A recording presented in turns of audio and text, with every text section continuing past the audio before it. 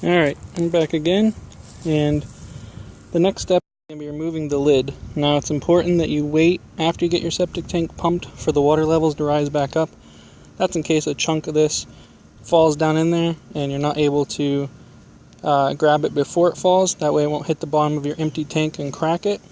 So just be real careful with this.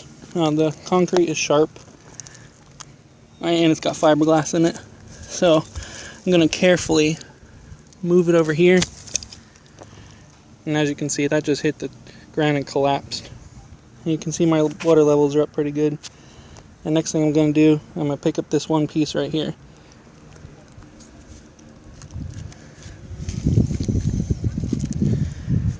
Now just by grabbing that, I can tell you that it's going to break in two pieces. So I'm going to set the camera down for 1 second while I pick this up.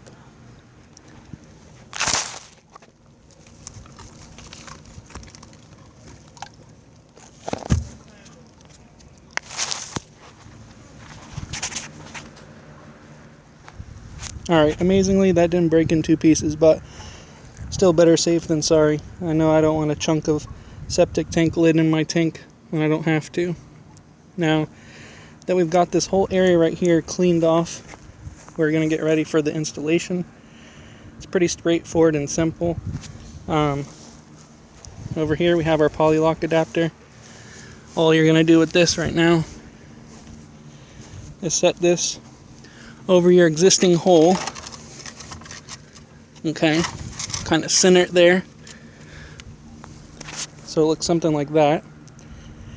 And next thing we're going to do is everywhere on the concrete that you see a hole, you're going to mark it with a Sharpie, and that's because we're going to drill our concrete anchors into here.